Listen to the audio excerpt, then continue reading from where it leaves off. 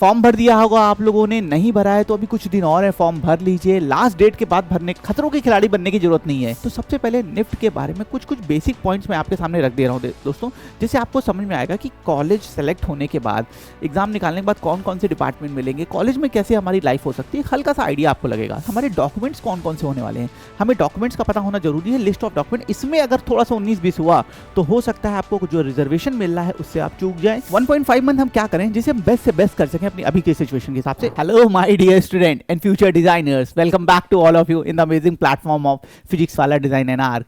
दोस्तों आज हम डिस्कस करने जा रहे हैं निफ्ट के बारे में, 2025 के बारे में। फॉर्म भर दिया होगा आप लोगों ने, नहीं भरा है तो अभी कुछ दिन और है, फॉर्म भर लीजिए। लास्ट डेट के बाद भरने, खतरों के खिलाड़ी बनने की जरूरत नहीं है कि लेट पेमेंट के साथ करें, पहले भर लीजिए, सारे डॉक्यूमेंट्स पहले कलेक्ट कर लीजिएगा बच्चों। आज इस सेशन में हम निफ्ट 2025 जो नोटिफिकेशंस आया है उसके कुछ इंपॉर्टेंट पॉइंट्स हैं दोस्तों, कुछ इंपॉर्टेंट पॉइंटर्स हैं, हम उनको आज सबसे पहले डिस्कस करेंगे अपने आज की सेशन में।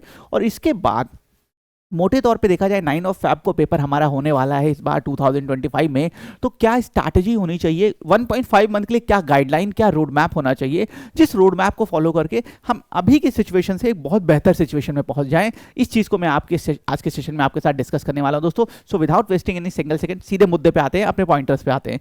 पूरा सेशन निफ्ट के लिए है। मैं अंडर ग्रेजुएट और पोस्ट ग्रेजुएट दोनों सेशंस के बारे में डिस्कशन, दोनों डिपार्टमेंट के बारे में डिस्कस करूंगा। हाँ, सबसे पहले ये बहुत सी बेसिक पॉइंट्स है जो आपने फॉर्म भरते समय देखा होगा, या मान लीजिए अगर आपसे इग्नोर हो गया है, तो सबसे पहले निफ्ट के बारे में कुछ कुछ बेसिक पॉइंट्स मैं आपके सामने रख दे रहा हूँ दोस्तों, जिससे आपको समझ में आएगा कि कॉलेज सेलेक्ट होने के बाद, एग्जाम निकालने के बाद कौन कौन से डिपार्टमेंट मिलेंगे, कॉलेज में कैसे हमारी लाइफ हो सकती है, हल्का सा आइडिया आपको लगेगा। ओके, कॉम्बिनेशन, अगर आप बैचलर्स के लिए हैं तो आपको क्या क्या मिल सकता है, एडी एक्सेसरीज डिज़ाइन, फैशन कम्युनिकेशन है, फैशन डिज़ाइनिंग है, और फैशन इंटीरियर है जो कि नया इस बार 2024 से स्टार्ट हुआ था, बनारस में स्टार्ट हुआ है बेटा ये कैंपस में। नेटवेयर डिज़ाइन है, लेदर डिज़ाइन है, टेक्सटाइल डिज़ाइन है, और BF tech, bachelor in fashion technology. So UG में आपके पास ये ऑप्शंस रहेंगे। पहला एम है तो कॉलेज निकालने का, अच्छी रैंक पाना। उसके बाद सेकंड पे हम डिस्कस करेंगे कि यहाँ इसमें हमारे लिए बेहतर क्या है, ये हम आगे डिस्कस करेंगे। लेकिन एक मैंने आपको आइडिया दिया कि ये डिपार्टमेंट आपको आगे मिल सकते हैं। ओके, मास्टर्स में ऐसा कोई डिसिप्लिन तो नहीं है। MDes, master of fashion, MFA master of fashion management, और MFTech master of fashion technology. Masters में बेसिकली ये 3 अलग अलग डिपार्टमेंट हैं जिसके लिए आप फॉर्म भर सकते हैं, पेपर दे सकते हैं। ओके, आगे बढ़ते हैं। जैसे मैंने बताया कि आज के सेशन में मैं आपसे कुछ इंपॉर्टेंट पॉइंट्स ही डिस्कस करूंगा बच्चों, जो आपको थोड़ा सा कॉलेज के बारे में, इस पूरे इन्वायरमेंट के बारे में आइडिया देंगे, और बाद में हम रोड मैप को भी डिस्कस करेंगे। स्कॉलरशिप, अब अगला मुद्दा है स्कॉलरशिप। इसके बारे में हम पहले भी पास में डिटेल में बात कर चुके हैं, एक बार फिर से आपको थोड़ा सा बताता हूं। क्या 2025 नोटिफिकेशन में बेटा एक स्कॉलरशिप आपको सार्थक है, निफ्ट की एक स्कॉलरशिप है सार्थक, जो आपको बेटा कॉलेज जाने पे मिलेगी। ये डिपेंड करती है, इसके बारे में प्रीवियस भी मैंने एक डिटेल वीडियो बनाया था।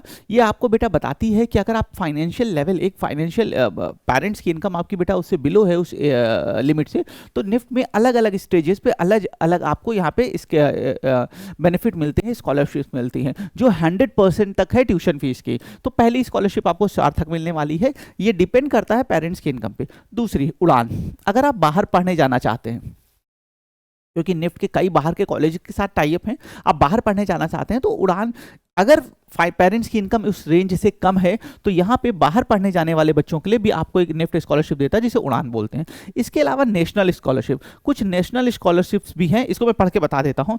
निफ्ट स्टूडेंट SC/ST कैटेगरी और national scholarship available on the national NSP। अगर आप SC/ST कैटेगरी से हैं तो केंद्र सरकार की नेशनल कुछ स्कॉलरशिप्स हैं जो रिजर्व कैटेगरीज के लिए होती हैं, उसके लिए भी आप एलिजिबल होंगे, वो भी आपको मिल सकती है। ओके, सो ये बेसिकली स्कॉलरशिप का एक आइडिया है। ये all the 19 campuses are registered in the portal, सारे के सारे 19 कैंपस में ये स्कॉलरशिप आपको मिलेगी। कई बच्चे पूछते हैं सर स्कॉलरशिप का क्या है, फीस का क्या है, तो एक हल्का सा आइडिया यहाँ पे आपको से होगा। नेक्स्ट, इंपॉर्टेंट डेट्स, ये बहुत इंपॉर्टेंट पेज है बच्चों। वैसे आपने फॉर्म भर, मैं ये मान के चलो अभी तक आपने फॉर्म भर लिया, नहीं भरा है तो जल्दी से जल्दी भर दें, डिले मत करें। लेकिन एक बार डेट्स को देख लेते हैं कि कब क्या होने वाला है। आपका 22 नवंबर से रजिस्ट्रेशन स्टार्ट है। लास्ट डेट बच्चों ये देखिए, लास्ट डेट यहाँ मेंशन है, कब है, 6 जनवरी, 6 जनवरी लास्ट डेट है। Online application with late fees 5 तक, यही मैंने मेंशन किया था 7 to 9 की, खतरों का खिलाड़ी नहीं बनना है भाई, पहले ही भर लेना। कभी कभी लास्ट टाइम पे वेबसाइट नहीं चलती, कुछ और भी इश्यूज हो सकते हैं, अनगिनत इन्फिनिटी इश्यूज हो जाते हैं, तो हम ऐसा क्यों अपने को प्रॉब्लम में डालें। तो आप बिफोर द टाइम 6 तक भर लीजिएगा बच्चों। उसके 10 से 12 में विंडो रहेगी, अगर कुछ अपडेशन करना है, कुछ एरर हो गई है उसके लिए। ओके, एडमिट कार्ड आपका 3rd वीक ऑफ जनवरी में आ जाएगा। एग्जामिनेशन कब होने वाले हैं, बहुत इंपॉर्टेंट डेट है, शायद सबसे इंपॉर्टेंट डेट है 9th of Feb. 9th Feb को आपका पेपर होगा इस बार 25 में निफ्ट का। ओके, आंसर की ऑफ गैट, जो आंसर की है गैट की वो फरवरी में आ जाएगी। रिजल्ट मार्च में आने वाला है आपका। सिचुएशन टेस्ट, अब हमको पता है निफ्ट में सिचुएशन टेस्ट भी होता है, हम सिचुएशन टेस्ट सेंटर सेलेक्ट करते हैं, सिचुएशन टेस्ट देते हैं। बेसिकली क्राफ्ट रिलेटेड वर्क है, इन शॉर्ट ये कह सकते हैं। वैसे क्रिएटिव टीचर्स बेटर बताएंगे। ये अप्रैल में आपका होगा। फाइनल रिजल्ट आपका लास्ट वीक 2 अप्रैल, मतलब अप्रैल में आपका फाइनल रिजल्ट आ जाएगा। और मई जून में आपकी काउंसलिंग रहेगी, मई जून काउंसलिंग रहेगी, मतलब जून के पूरे एंड तक या जुलाई 1st वीक तक आपको फाइनल कॉलेज सारे राउंड जो हमारे यहाँ पे होते हैं, स्पॉट राउंड तक होता है निफ्ट में, वो वहाँ तक आपको ये पूरा प्रोसेस चलने वाला है। इसको ध्यान रखिएगा, इन 2 डेट्स को बहुत ज़्यादा ध्यान रखिएगा कि 6 वाली और 9 वाली। 9 वाली तो आपको ध्यान रहेगी, मुझे पता है, 6 वाले को ध्यान रखिएगा। अब हाउ टू अप्लाई, एक बार हल्का सा ब्रश अप ले लेते हैं इसका, कैसे अप्लाई करना। वैसे ये बहुत बेसिक सी चीज़ें हैं। कैंडिडेट जो अप्लाई करना चाहते हैं बेटा, उन्हें वेबसाइट ओपन करनी है। वेबसाइट उन्होंने ओपन कर ली। Guideline for applying only may be referred to the purpose, the application fee have to paid through online payment. Online payment पे आपको एप्लीकेशन पे फीस करनी पड़ेगी। नॉन रिफंडेबल, ध्यान रहे, नॉन रिफंडेबल फीस है 3000 रुपीज़।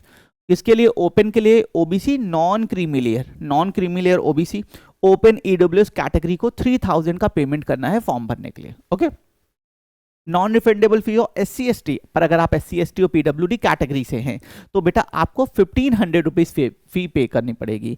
मतलब अगर कैटेगरी है SC ST तो 1500 है, नहीं तो 3000 रुपीज आपको यहाँ पे फी पे करनी है। Okay, payment of application for 3000 for 15 can be paid for credit. ये कैसे कैसे दे सकते हैं, क्रेडिट कार्ड से, डेबिट कार्ड से आप कर सकते हैं, निफ्ट एडमिशन वेबसाइट पे इसे पे कर सकते हैं। The bank and the transaction charge and application fee will be for application are advise to apply on the time and keep a print out photo. मतलब यहाँ पे इन्होंने कहा आप टाइम से पेमेंट करें, टाइम से सारे रिकॉर्ड्स रखें ताकि आगे आपको दिक्कत ना हो, इस चीज़ के बारे में कह रहे हैं। Okay okay, move to next. हाँ, लिस्ट ऑफ डॉक्यूमेंट, अब ये थोड़ा सा इंपॉर्टेंट है बच्चों, इसको ध्यान से देख लीजिएगा। हमारे डॉक्यूमेंट्स कौन कौन से होने वाले हैं, हमें डॉक्यूमेंट्स का पता होना जरूरी है। लिस्ट ऑफ डॉक्यूमेंट, इसमें अगर थोड़ा सा 19-20 हुआ तो हो सकता है आपको जो रिजर्वेशन मिल रहा है उससे आप चूक जाएं, या हो सकता है बेटा कि कुछ आगे चल को भी आपको दिक्कत हो। ठीक है, और ऐसा पास्ट में हुआ है, मैं बच्चों आपको बता दूं, ऐसा पास्ट में 2024-23 में हुआ है बच्चों के साथ, तो इसको बहुत ध्यान से रखिएगा। नहीं तो सब कुछ अच्छा करके, अब मैं बता रहा हूँ वो सिचुएशन बहुत ही पेनफुल थी बेटा। एज अ टीचर मैंने भी देखा था और पेरेंट्स भी उस चीज़ को फेस किया था। बच्चा सब कुछ होकर सेलेक्ट होके लास्ट मोमेंट पे कॉलेज नहीं ले पाता है, तो इसमें बहुत ध्यान से करना है। Self attested certificate of qualifying exam 12th, अगर आप 12th पास कर चुके हो या बेटा आप सेकेंड ईयर में एडमिशन ले रहे हो, आप डिप्लोमा डिग्री होल्डर हो, तो आपको वहाँ पे मार्कशीट एंड सर्टिफिकेट लगाना है। मतलब बेसिकली अगर आप 12th पास हो तो आपको 12th का सर्टिफिकेट और मार्कशीट लगाना, जो आप सबके पास होगा, मैं ये मान के चल रहा हूँ। इन केस द कैंडिडेट है अपीयर्ड, पर मान लो मैं तो अभी 12th में हूँ, मैं तो अगले साल 25 में पेपर दूंगा, तो क्या करना है, उसके लिए भी यहाँ सोल्यूशन है। अगर आप अपीयर्ड हो, क्वालिफाइंग एग्जाम आपने अभी नहीं किया है, या कंपार्टमेंट भी आपका आया है, ऐसे भी केसेस हैं बच्चों, किसी किसी रीजन से कंपार्टमेंट आ जाता है, तो उस रिजल्ट, तो उस केस में बेटा has to bought at the time of interview name, तो आपको बच्चों जब आपका काउंसलिंग होगी, जब आपका डॉक्यूमेंट वेरीफाई किए जाएंगे, उस समय तक आपको वो डॉक्यूमेंट अपने फाइनल मार्कशीट को सबमिट करना होगा, जो रिजल्ट ड्यू है सबमिट करना पड़ेगा। Proof of date of birth, जिसमें secondary school marksheet and photo, तो यहाँ पे क्या लगेगा, 10th का सर्टिफिकेट या मार्कशीट। बच्चों जो 10th का सर्टिफिकेट है या मार्कशीट है वो लगता है हमारे proof of date of birth में, जो आपको लगाना होगा। नेक्स्ट है SC ST, ये सबसे इंपॉर्टेंट पॉइंट है दोस्तों, यहीं पे दिक्कत होती है।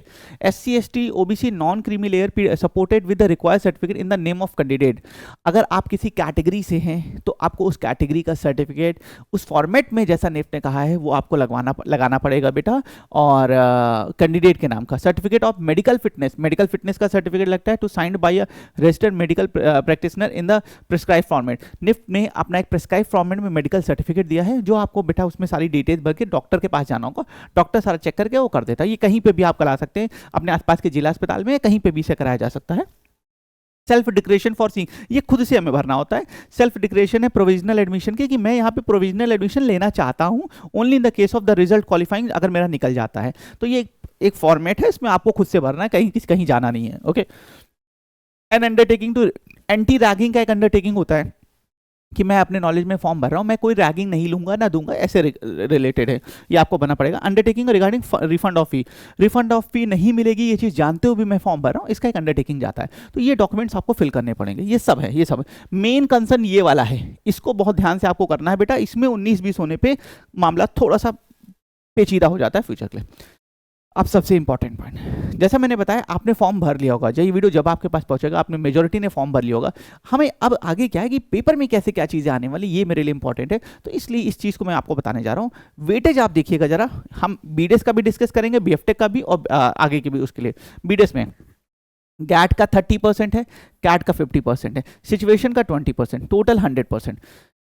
30 नंबर का गैट है, 50 नंबर का कैट है, 20 का सिचुएशन। अभी हम पहले पेपर की बात करें 80 मार्क्स का, तो ये हमारा वेटेज होने वाला है। बीएफटेक के एग्जाम में आते हैं तो बीएफटेक में क्या है, गैट सेशन 1 30% है, सेशन भी 70% है। अब की क्या हो गया है, आपकी एक साथ दोनों आप भर सकते हैं, इस वजह से ऐसा बाइफिकेशन दिख रहा है। तो आप मान के चलें गैट का ही 100% वेटेज है। इन शॉर्ट ये यही कह रहा है और कुछ नहीं कह रहा। Okay okay. Opting for BDes, अब यहाँ पे कुछ ऐसे बच्चे भी हैं जो बीडेस के लिए भी अप्लाई कर रहे हैं और दोनों के लिए, अब क्या ऐसा पॉसिबल है? तो यहाँ पे क्या हुआ है, गैट सेशन 1 का 30% हो जाएगा, कैट का 50% हो जाएगा, सिचुएशन 20 और 100। तो अगर आप साथ ही साथ बेटा वहाँ पे बीडेस और बीएफटेक देगा, BFTech candidate opting for BDes जो बीडेस के लिए भी अप्लाई कर रहे हैं, तो उसका जो ओवरऑल वेटेज है ये है। अगर इंडिविजुअल आप बीएफटेक दे रहे हो तो ये वेटेज होने वाला है, इसको ध्यान रखिएगा। नेक्स्ट, अब एमएफएम मास्टर्स का भी देख लेते हैं। हमारे मास्टर्स के भी बहुत से स्टूडेंट हैं, तो भाई एमएफएम में हम जानते हैं MFM is nothing just GAT part. तो गैट का पहला पेपर जो है जो 70% वेटेज है, जिसको गैट बोलते हैं बेटा, और पर्सनल इंटरव्यू 30, यहाँ इंटरव्यू होता है, बेसिकली ये जीडीपीआई राउंड होता है जो यहाँ पे आता है, ठीक है।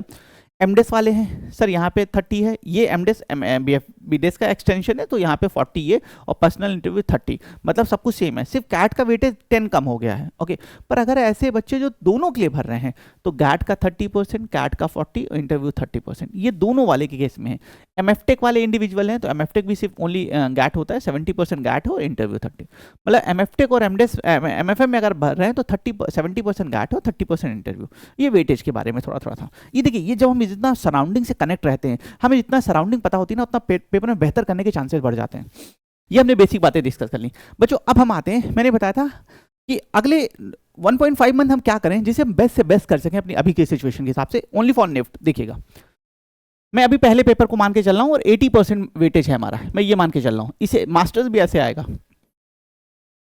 सर, 50% हमारा कैट होने वाला है, गैट का वेटेज सर हमारा 30% होने वाला है, जिसमें मैथ्स भी आएगी, रीजनिंग भी आएगी, जीके भी आएगी और इंग्लिश भी आएगी। ये 4 सब्जेक्ट आने वाले हैं। तो बच्चों अगले नेक्स्ट 1.5 मंथ के लिए आपको, अभी तक आपने सब कुछ, देखिए 2 केसेस हो सकते हैं, हो सकता है अभी तक आपने सब कुछ पढ़ लिया है और अभी तक कुछ भी नहीं पढ़ा, आपने अभी स्टार्ट किया, किसी रीजन से डिले हुआ, कुछ भी था, मैं दोनों केसेस बता रहा हूं। अभी तक आपने सब कुछ पढ़ लिया, मैं इसको मान के चल रहा हूं, तो आपको सिर्फ रिवाइज करना है, प्रैक्टिस करना है। आपकी पढ़ाई में मान के चल रहा हूं, आइडियली आपकी 10 आवर्स की स्टडी होनी चाहिए इस समय बच्चों। अभी ये बहुत हाई टाइम है, हमें 10 आवर्स के आसपास की स्टडी, 10 आवर्स 8 आवर्स इस रेंज में स्टडी देनी पड़ेगी, जिसमें से आप 2 आवर्स पर डे बेसिस पे प्रीवियस ईयर पेपर लगाएंगे। अब इसे प्रीवियस ईयर पेपर बोल दें या मॉक पेपर बोल दें, दोनों एक ही चीज़ है बेटा। इससे हमें क्या पता चलेगा किस डिफिकल्टी के क्वेश्चंस आते हैं पेपर टाइम पे, क्या साइकोलॉजिकल एरर्स हम करते हैं, साइकोलॉजिकल प्रेशर क्या होते हैं, उन्हें कैसे मैनेज कर सकते हैं। इसका एक बहुत अच्छा आइडिया आपको यहाँ से मिलेगा। 2 to 3 आवर्स आपके प्रीवियस ईयर में जाएंगे। ये प्रैक्टिस है, मतलब हमने गन चलाना सीख लिया, लेकिन गन चलाना तो सीख लिया है, लेकिन प्रैक्टिस नहीं करें कि निशाना लगाते समय कैसे होता है, बैलेंस कैसे करते हैं, काइंड ऑफ ये कुछ वैसा है जो आपको जरूर करना चाहिए, ठीक है। नेक्स्ट, आप 4 to 5 आवर्स अपने काट की प्रैक्टिस करेंगे, क्योंकि ये सबसे बड़ा वेटेज है बेटा, और ये आपका मेन कंटेंट भी है फ्यूचर में जाके। तो 5 आवर्स के आसपास तक आप ये करने वाले हैं, जिसमें आप करेंगे क्या, प्रीवियस ईयर के क्वेश्चंस की सैंपल प्रैक्टिस करेंगे अपने वीक आपको। जैसे मान लीजिए मेरे लाइन क्वालिटी बहुत वीक है, मेरा ह्यूमन फिगर्स बहुत वीक है, मैं एक रैंडम ऐसा बता रहा हूँ, तो आप उसको 1 से 2 घंटे देंगे इंप्रूव करने के लिए। और जो आपने पढ़ा है साल भर 3 घंटे, अब बच्चे के 2 आवर्स 3 आवर्स में उसको समराइज करेंगे, हर एक कॉन्सेप्ट को रिवाइज करेंगे, क्योंकि टीचर हर बच्चे को एक जैसा पढ़ाता है। डिफरेंस आता है बेटा आपके प्रैक्टिस डिफरेंट बनाती है एक बंदे को, तो जो करना है। और बचे हुए 3 आवर्स के आसपास आपका गैट जाएगा, जिसमें ऑल्टरनेट चलेगा। एक दिन आपने इंग्लिश ले लिया और रीजनिंग ले लिया, एक दिन मैथ्स ले लिया, जीके ले लिया, आप जिसमें भी कंफर्टेबल हो। डेढ़ घंटे पढ़ना, 1.5 घंटे जीके पढ़ी आज। सुबह उठा थोड़ी देर पढ़ा, शाम को थोड़ी देर पढ़ा, 1.5 घंटे दिन भर। मैथ्स 1.5 आवर्स पढ़नी है। सुबह क्या क्या टॉपिक अच्छे पढ़ लिया, शाम को उसके 30 क्वेश्चंस लगा लिए। ऐसे करके आपको बेटा इस शेड्यूल में डिवाइड करना है। और मैथ्स के जो 12 टॉपिक्स हैं और रीजनिंग के ऑलमोस्ट 30 टॉपिक्स हैं निफ्ट के हिसाब से, मैं उसके हिसाब से बता रहा हूँ ये, और इसी तरह इंग्लिश और जीके के बेटा ये आगे आने वाले 45 डेज में आपको डिवाइड करने हैं। 3 डेज एक टॉपिक, ऐसे ऐसे करके 15 टॉपिक अगले 45 डेज में हम कवर करेंगे। बच्चों इस चीज़ को ध्यान में रख के आगे बढ़िएगा। इस फ्लो के हिसाब से, मैंने एक मोटा फ्लो आपको बताया है, एक आइडिया दिया है, इस फ्लो के साथ आगे बढ़िएगा। आपकी वन डे की मेहनत आपको रिजल्ट में सुपर हीरो बनाएगी, सेलेक्ट कराएगी। इस चीज़ का ध्यान रखिएगा। ऐसा कोई मैजिक नहीं होगा, लेकिन आज की थोड़ी थोड़ी मेहनत, जैसे आज हमने 10 घंटे का प्लान रखा था, अगर मैं उस 10 आवर्स में 7 आवर्स पढ़ पा रहा हूँ, ये हमारी जीत है, ये हमें हीरो बनाती है। और यही छोटे छोटे इनपुट्स आपको आगे चल के बेटा आपके रिजल्ट में आपको एक बहुत अच्छी रैंक की तरफ ले जाएंगे। Okay, so that's all from today session. थोड़ा बहुत निफ्ट के बारे में देखा, रोड मैप के बारे में मैंने आइडिया देने की आपको कोशिश की है। इंडिविजुअल सब्जेक्ट्स के बारे में भी आगे वीडियोस के थ्रू हम आपको गाइड करने की कोशिश करते रहेंगे, जिससे आप पेपर में अपने बेहतर से बेहतर कर सकें। All the best from my side. मिलते हैं नेक्स्ट सेशन में। Thank you.